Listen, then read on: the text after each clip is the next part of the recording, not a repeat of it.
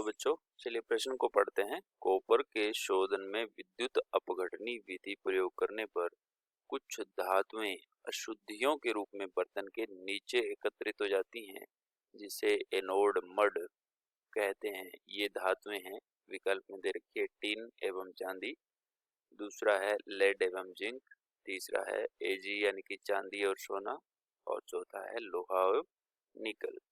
इनमें से हमें बताना है कि हमारे पास जब हम कॉपर का शोधन करते हैं, मुख्य अवधारणा देखें। मुख्य अवधारणा, कॉपर के शोधन में कॉपर के विद्युत अपघटनी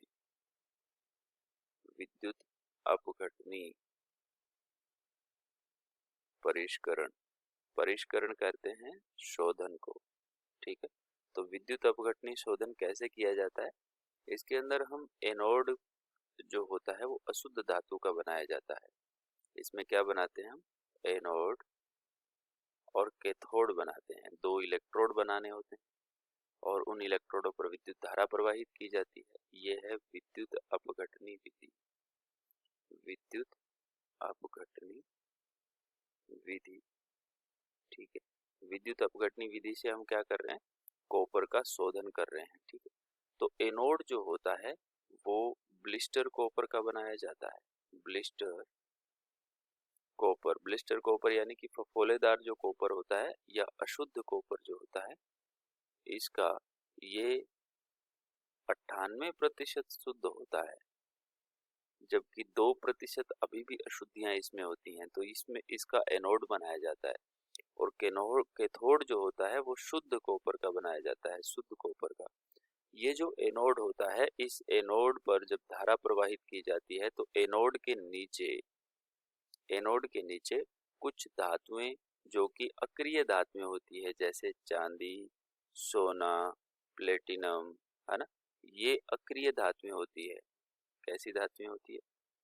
अक्रिय धातुएं होती है। ये नीचे तली में बैठ जाती हैं और ये एनोड के नीचे बैठती हैं, इसलिए इनको एनोड पंख कहा जाता है। एनोड पंख या एनोड मड कहते हैं इनको। एनोड मड कहते हैं या एनोड कीचड़ भी कहा जाता है। ठीक है, तो ये अक्रिय धातुएं होती हैं जो तली में बैठ जाती हैं, जिनको एनोड के नीचे तली में बैठती हैं, जिनको हम एनोड मड कहते हैं। और जो कैथोड होता है उस पर हमें 100% शुद्ध कॉपर प्राप्त होता है। ठीक है, यहाँ से कॉपर जो है एनोड से निष्कासित होकर के विलयन से होता हुआ कैथोड के ऊपर चिपकता रहता है और नीचे उसकी अशुद्धियां जो होती है अक्रिय धातुओं की, वो नीचे बैठ जाती है एनोड मड के रूप में।